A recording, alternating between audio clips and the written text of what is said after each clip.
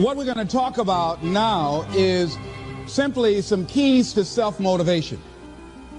And all of us have motivation of some sort. I define motivation as the desire to achieve that which you believe to be worthwhile. And many people go through life never getting in touch with their greatness because of the lack of motivation to push themselves, or because they have not found something that they believe to be worthwhile to challenge them.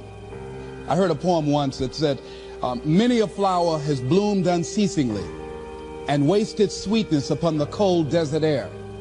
It's translated, that means simply that many a talented persons have gone unnoticed, and the world never had a chance to be exposed to their talent because that person did not take the time to begin to express or to demonstrate or to motivate themselves in the direction to bring that which they came into the universe to bring. How can you measure your motivation? How can you evaluate where you are on a scale of 1 to 10? Let's do this for ourselves mentally.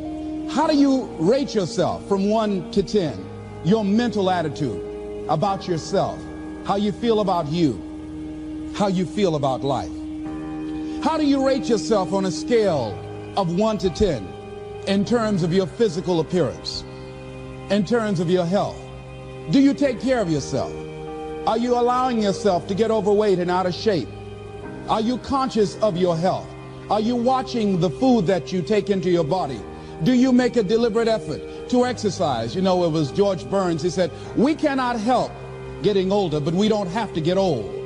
And many of us get old before our time because we don't take time to take care of ourselves. Your environment is a very good indicator. On a scale of 1 to 10, is it what you want it to be? Do you find it desirable? Are you satisfied? The job or career that you're involved in. Someone said that 85% of the American public are unhappy with their jobs. Are you spending 8 hours a day just doing time?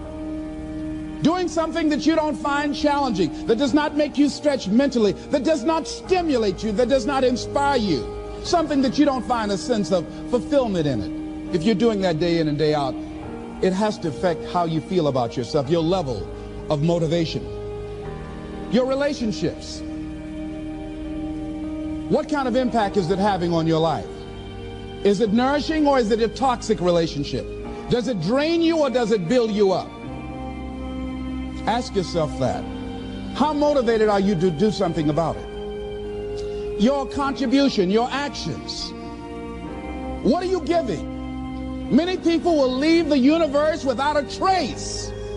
No one will know they were here. And in fact, under their name, we could put under there, not used up.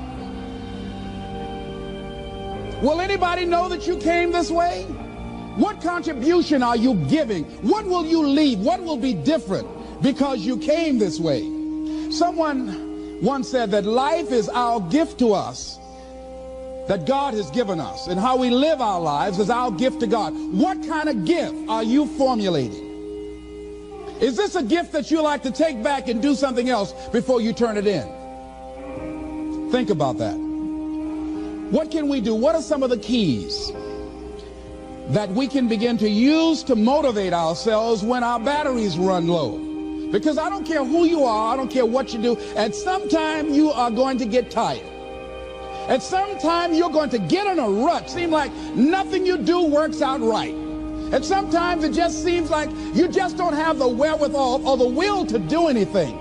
That sometimes you act like you're punch drunk. You're just wading through life, just doing time day in and day out, looking at non-discriminatory television, anything that's on, just looking. And depressed, feeling powerless, feeling useless, and bored. What do you do? How do you get yourself out of a rut? How do you, when you know you can do more than what you've been doing and you're not doing it and you're discontent with where you are, you get angry at yourself. How do you get out of that rut? How do you motivate yourself? One of the things that we must do is that we must be involved in working on achieving self-mastery. You must work on yourself continuously. Never be satisfied with yourself. Always know that as you invest the effort and time on you, that's the greatest ability that human beings have above animals. See, a dog can't be anything but a dog. Tree can't be anything but a tree. Human being, you've got unlimited potential. You can put effort on you, and by concentrating on you and developing you, you can transform your life wherever you are right now.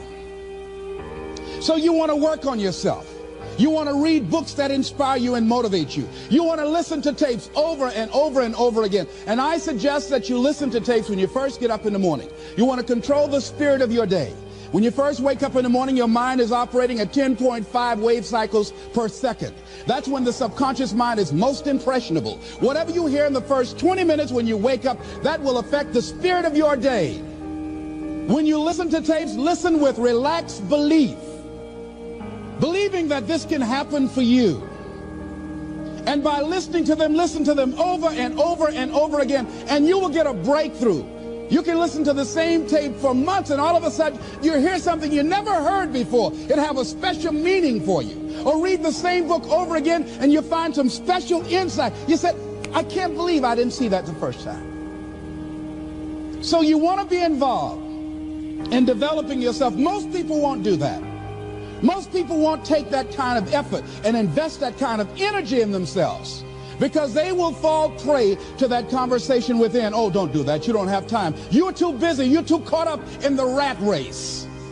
Most people won't do that. Well, they won't take time to go to lectures. They won't take time to go to seminars. They won't take time to go to classes to improve themselves. And as you continue to work on yourself, you will begin to expand your vision of yourself. You begin to work towards self-mastery.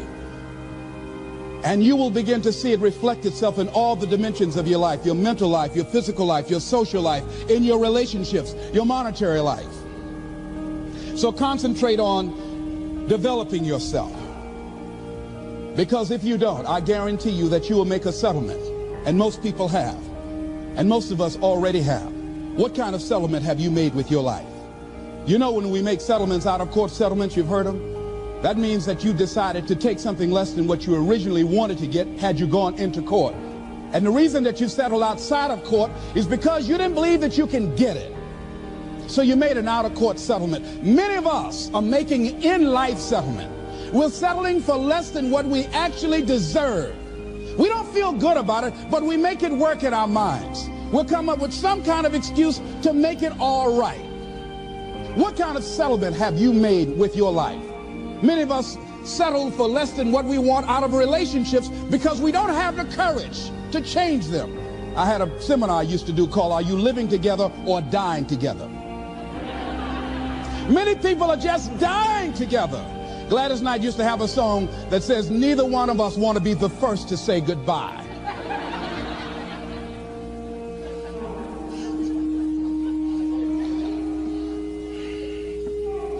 The next thing is, in order to begin to find some keys to self-motivation to drive yourself, in addition to working on yourself, and as you work on yourself, you feel good about yourself, and as you feel better about yourself, you treat yourself differently. Develop a health plan. See, you can't feel well and do well if you don't have good health. You can't perform if you don't have your health. Your health is valuable. Develop a health plan.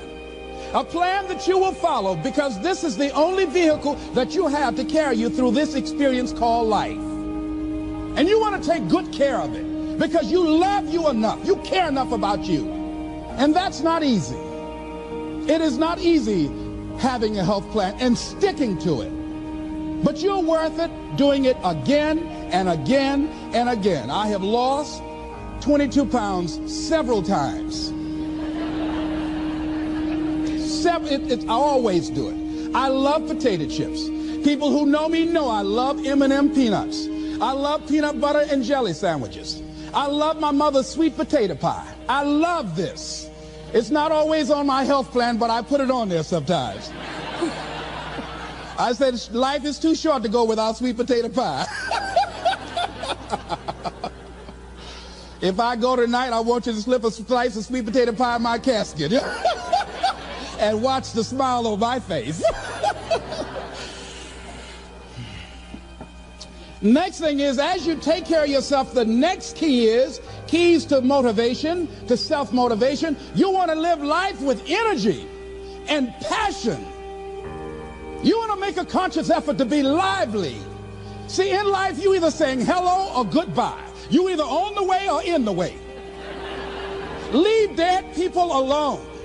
Some folks just walking around looking, saying, how you doing, honey?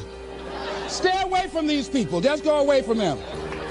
It affects you.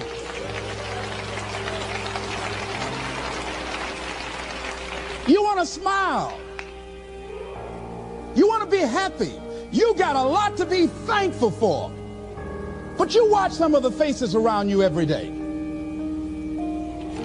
And I tell you, some of these faces, they will put you in a depressed state of mind. So you want to avoid these kind of faces. When you see them coming, turn your head. Next thing is that you want to monitor your inner conversations. The things that you say to yourself. You want to watch them, and in watching them, you want to take charge. A friend of mine told me this evening, and she did it excellently. She said, I didn't want to come tonight. I was feeling so depressed. And I said, I'm going anyhow. See, that was the conversation. Oh, you really don't feel like it. You really don't need to do it. You don't really need to read anything. Forget all that. That's that inner conversation. Oh, you don't need to worry about trying to go into your own business. Forget that. You can't do that. What if you lose everything you've got? That inner conversation that stops you from doing the things you want to do less, don't do that. How can you possibly think about being a motivational speaker? You don't have the contacts, you don't have the money, you don't know the right people. You're going to get up there and your mind's going to go blank. Forget all that. You remember that time you got up before some people and you panicked? You stood up and your mind sat down? Don't you remember? And I said, yes. And then I said, shut up. So you've got to learn to stand up to yourself inside yourself. And short circuit, override that conversation that's always going on. 85% of what that conversation will tell you is negative. It's negative. It will tell you you're tired when you really are not tired. It will tell you you can't do it. It will fill you with fear.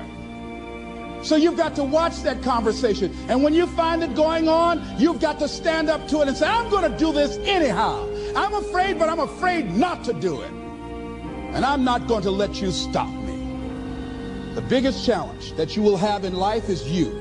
There's an old African proverb that says, if there's no enemy within, the enemy outside can do us no harm.